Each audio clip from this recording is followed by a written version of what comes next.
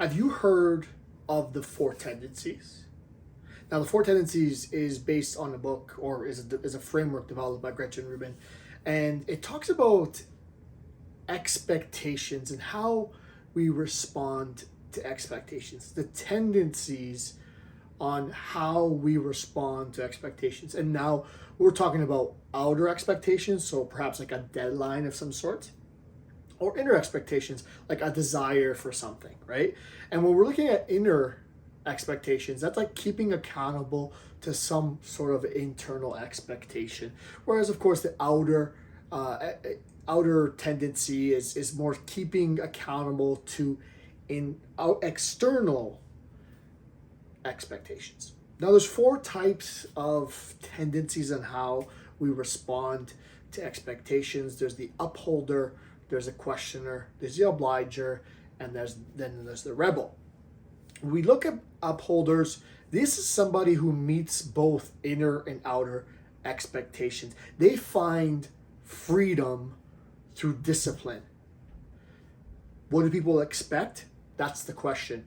And then their own expectations are also important too. But the idea is that they meet expectations, both internal and external.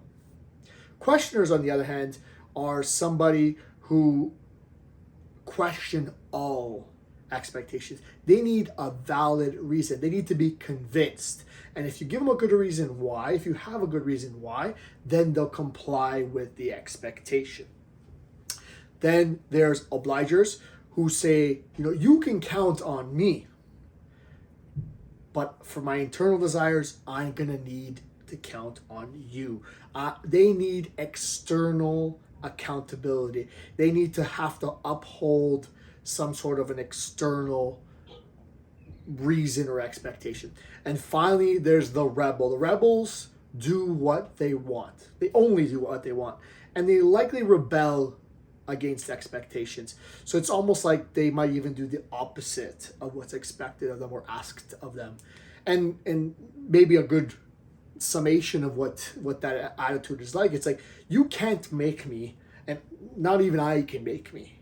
So it's really interesting. Now, why do I even bring all this up? I think it's important because if you are setting goals, if you're making a plan, if you're looking for some sort of accountability, I think it's valuable to know if you're what type of tendency you have to uphold expectations and to meet expectations. So let's say you're a rebel after you've sort of looked through it and understood this a little bit more.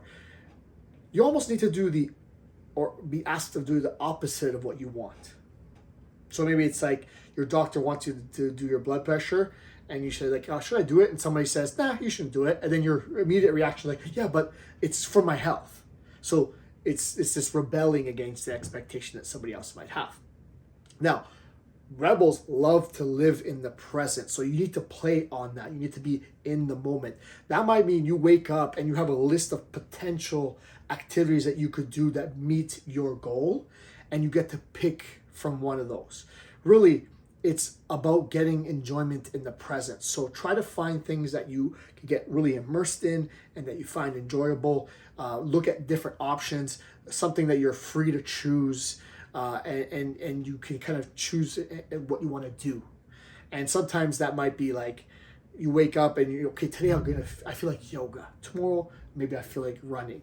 Maybe I go outside because I don't want to feel stuck inside. Whatever it is, you're going to rebel. So you got to find ways to still get to what your goal is using your tendencies to your advantage. Then, of course, there's obliger. Obligers, if you remember, they can be held to external accountability, but have a hard time for internal accountability. So you might have an internal desire to, let's say, lose 10 pounds as an example, but you're not going to be able to uphold your own expectations. You're going to need to find an external group. You're going to find a group or accountability or a community or something. Maybe you need to post on your social media so people keep you accountable. And your major thing is you don't want to let other people's down. So if you can find ways to not feel like you're going to let people down and uphold those expectations, you're more likely to succeed in your goal. Now, let's say you're a questioner. As long as you know why you need to do something, you're going to be more likely to do it. You start to endorse those expectations if you have a good reason, if you have good logic behind it. And then when you wake up in the morning, it's like, what needs to get done? And if you have a strong why as to what you need to do, then you could just check it off and go on. As long as it's fair, as long as it's logical, as long as it's reasonable, you're going to uphold those expectations of yourself or from someone else might have of you. And finally, upholder. This is probably the easiest one. It's all about fulfillment. It's like whatever's on your to-do list, you're going to do it. Whether that's an external expectation from a coach or internal expectation of your own desire, whatever it might be, you're going to keep it. You're going to keep it up. But the most important thing is be clear, be concise, know exactly what the expectations are. Because when it's not clear, when it's not concise, you sometimes get lost in the analysis and the consideration. So as long as you know what the rules are, as long as you know what to do, what's expected, you're going to uphold it. So again, those are the 4 tendencies, and knowing what your tendency is, you can find the best approach to get to the goal. Are you an upholder? Are you a rebel? Are you an obliger? Or are you a questioner? Look it up for a little bit more information, but knowing that information is going to help you get to your goal.